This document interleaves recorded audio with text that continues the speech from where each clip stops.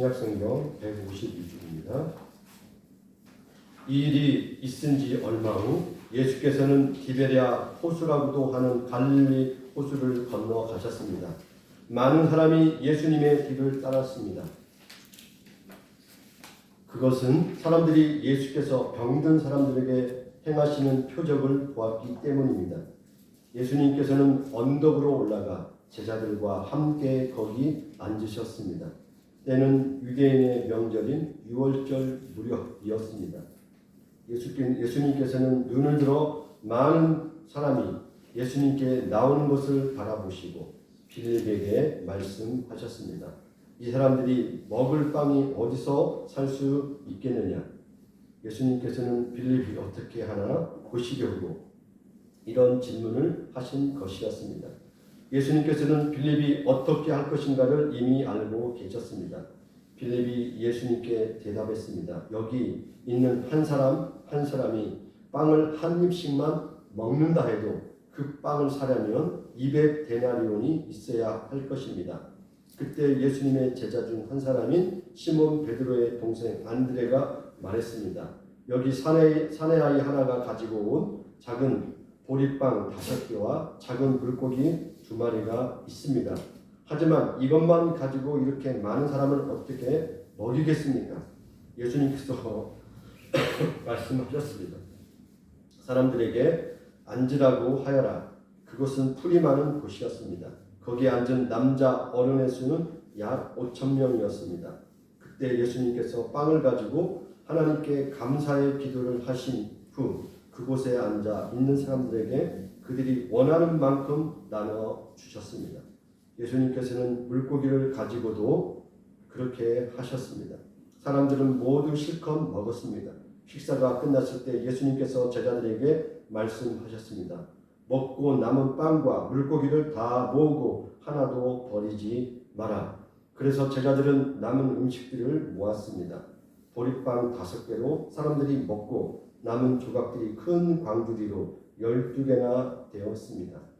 아멘.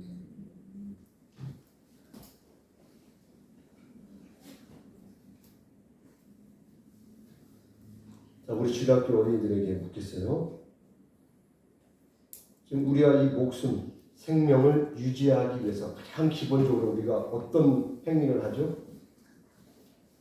가장 기본적인 거. 밥을 먹겠죠. 예. 너무나 기본적인데 내가 매일매일 밥을 먹어야지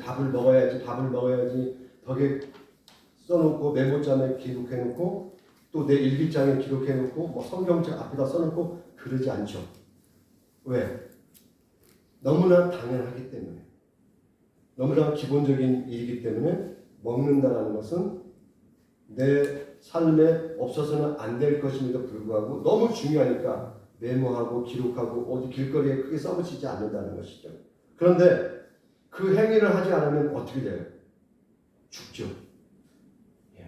사람은 결국 죽음을 어떻게 맞이하냐 보면 실제 의사들이 기록하는 걸 보면 마지막에 영양실조라고 써요. 사역 죽음의 내용을 영양실조라고 대다수 쓰게 돼요. 결국 사람이 먹지 못해서 죽는 죽음에 대해서 이야기하고 있다는 것이죠. 그럼 오늘 성경에 너무나 잘 알고 있는 내용이 등장했죠. 오병이어 사건. 오병자는 병자는 떡병자예요. 그다음에 어는 물고기 어자예요. 떡 5개와 물고기 2마리를 가지고 예수님께서 어떤 놀라운 역사를 일으켰는데 그 떡 5개와 물고기 2마리를 누가 가져왔습니까? 오늘 성경에 보니까 마태, 마가, 누가에는 어린아이가 가져왔다는 이야기가 없어요. 근데 요한복음에만 한 사내 아이가 엄마가 싸줬겠죠. 예수님이 지금 말씀을 전한다 하니까 이 아이도 뭐 또 친구 따라 또 주변의 어른 따라 나도 가고 싶다라고 생각하고 그 예수님의 말씀을 들으려고 갔겠죠. 그런데 엄마가 조그마한 아이가 먹을 만한 돌떡 5개와 물고기 2마리니까 성경은 작은 물고기라고 이야기하고 있어요. 얼마나 작았겠어요? 그 물고기를 가지고 와서 예수님의 말씀을 듣다가 배고프면 먹으려고 했겠죠. 예수님이 말씀을 전하고 이 많은 무리들을 바라보니까 다들 어때요? 예수님 말씀을 들으려고 오는 여행의 과정, 그 뜨거운 어떤 햇살 아래서 그들이 하나님 말씀을 듣는 과정을 볼 때 지쳐있는 모습을 보겠죠. 그래서 저들에게 뭔가 먹을 것을 주시고자 제자들에게 먹을 것을 나눠줘라 이야기를 합니다. 빌립은 이때 예수님이 먼저 빌립에게 이야기하는데 요 내용을 잘 좀 기억했으면 좋겠어요. 빌립은 그 대답을 어떻게 하냐면 가진 것에 비해서 필요한 비용이 너무 많이 들기 때문에 먹일 방법이 없습니다라고 말을 해요. 다시 이야기하겠어요. 우리가 지금 가지고 있는 것에 비해서 필요한 비용은 너무나 많이 들기 때문에 먹일 방법이 없습니다라고 이야기를 해요. 두 번째, 베드로의 동생인 안드레는 뭐라고 이야기해요? 필요한 것에 현재 가지고 있는 것이 너무 적어서 이 많은 사람을 먹일 방법이 없습니다라고 이야기해요. 차이를 조금 구분할 수 있겠어요? 앞에 빌립은 뭐라고요? 가진 것에 비해서 비용이 너무 많이 들어서 이 사람들을 먹일 방법이 없습니다라고 이야기하고, 안드레는 필요한 것은 너무너무 많은데 현재 우리가 가지고 있는 것은 너무 적어서 먹일 방법이 없습니다라고 이야기한다는 거예요. 그러면 예수님이 어떻게 행하는가 보시고자 한다고 했어요. 어떻게 행하고 한 이 제자들의 반응이 어떤가를 보신다고 성경이 이야기하고 있어요. 그럼 무엇을 이야기했을까요? 예수님은 그런 판단 능력도 없어서 억지로 강제로 그냥 물건 먹여 가서 너희들 빚을 내든 가서 빵을 훔쳐오든 그런 분이실까요? 지금 이 상황을 판단하지 몰라서 그러실까요? 지금 어디서 500데나리온을 어디서 200데나리온 300데나리온을 예수님이 충분히 마련할 수 있을 것 같아서 그랬을까요? 그게 아니었다는 것이죠. 지금 하나님의 말씀을 전하는 중이었잖아요. 그렇죠? 천국 복음을 하나님이 여기에 있는 사람들을 향한 하나님의 마음이 무엇인가를 이야기했잖아요. 예수님이. 그러면 그 시간은 뭐예요? 하늘의 영의 이야기를, 하늘의 이야기를 즉 땅으로 가져온 거잖아요. 땅의 이야기로. 그럼 내가 지금까지 하늘의 이야기를 한 거예요. 하늘의 양식을 막 이야기를 했어요. 하나님 나라는 이런 나라고 하나님의 계획은 이런 거라고 이야기했는데 그들이 지금 배가 고파요. 그러니까 하나님의 은혜를 아무리 말을 해봐야 배는 고프단 말이에요. 그러한 상황 속에서 제자들에게 먹을 거라 주라는 거예요. 뭐 물질적인 먹을 걸 주라고 한 거예요. 지금은 뜬구름 잡는 하나님 나라 이야기를 했는데 실제 너희들 배고프지 않느냐, 입으로 들어가야지 않겠느냐, 그 먹을 걸 주라는 거죠. 근데 줄 수가 없는 거잖아요, 상황이. 예수님이 왜 그랬겠냐라는 고민을 해보라는 겁니다. 여기서 중요한 이야기를 왜 했을까요? 바로 예수님이 계시다는 사실을 주목하게 한 거예요, 지금. 사실은 이 요한복음은 6장, 7장을 다 읽어야 돼요. 이 안에서 본문이 스스로 설명을 하고 있어요.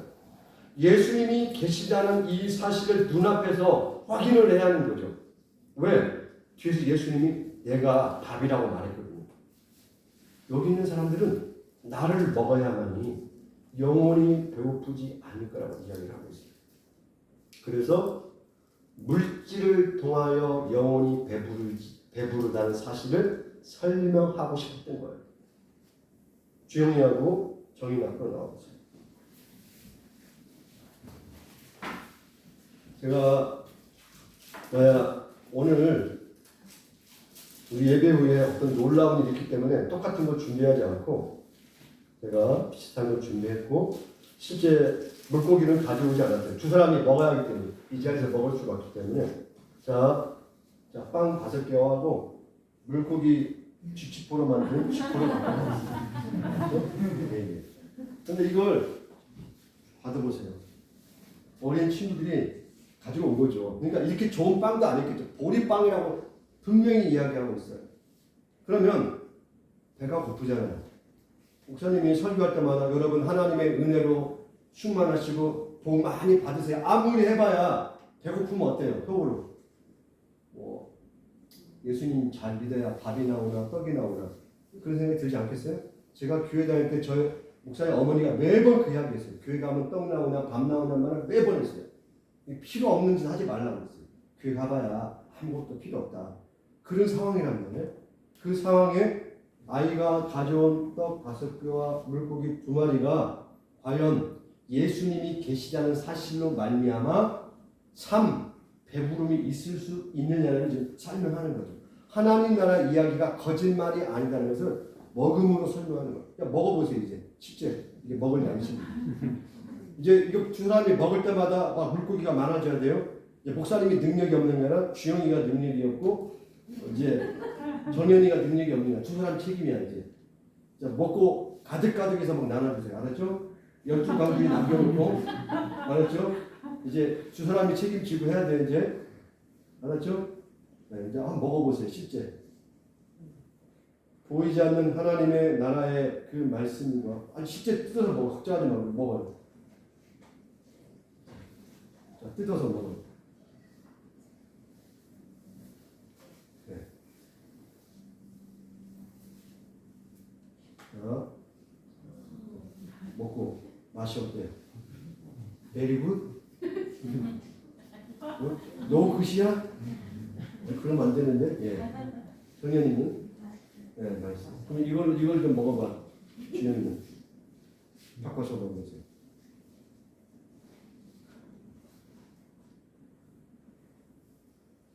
아, 그냥 다 먹여주고. 자, 이건 어때요, 맛이? 맛있어요?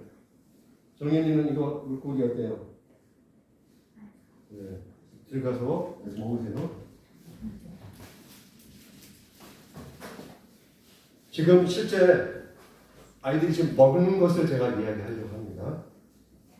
예수님은 하나님 나라에 대한 이야기를 하셨어요. 분명히 먹는 이야기가 아니에요. 내가 당장 먹어야 되고 마셔야 하는 것과는 아무 관계가 없어요. 구약으로부터 약속한 뒤에 보면 출애굽의 이야기부터 예수님이 하세요. 이 본문을 이 떡과 물을 설명하기 위해서 하나님이 이들을 죽음에서 살리신 역사의 일과 또 만나 광야에서 먹었던 이스라엘 백성이 먹었던 그 신비한 만나 수많은 시간을 먹었어요. 근데 그 사람들이 그걸 먹고 죽었다라는 거예요. 근데 그 만나와 메추라기를 그들이 배고파할 때마다 하나님께 달라고 막 요구를 했죠.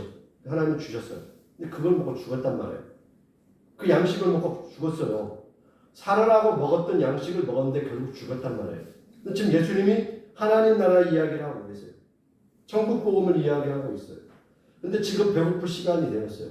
누군가가 이 먹을 걸 채워줘야 돼. 배는 꼬르륵거려요. 근데 아이가 가져온 그 떡 5개와 물고기 2마리로 이 사람들을 먹일 수가 없는 거예요. 그런데 여기서 제자들에게 보여주고 싶은 내용이 뭐예요? 한 상황을 보여주고 싶었던 거예요. 예수 그리스도가 거기에 계시다는 거죠. 그러면 하늘의 이야기와 먹어야만 사는 땅의 이야기를 어떻게 이걸 조화시킬 수 있느냐를 지금 이야기하는 거예요. 이 하나로 만들 수 없는 이 엄청난 이 간격을 누가 메울 수 있느냐는 거죠. 아무리 하나님의 말씀을 우리가 듣고 한다고 해서 저절로 내가 배가 불러지는 게 아니잖아요. 말은 하나님의 말씀이라고 하지만 실제 떡으로 먹고 물고기로 양식으로 먹어야 되잖아요. 바로 그 일을 예수로 말미암아 허락되었다는 거죠. 그래서 예수님이 물고기 2마리와 떡 5개를 어떻게 5,000명 다 먹이는 거예요. 먹임으로 하나님의 나라는 이와 같다라는 거예요.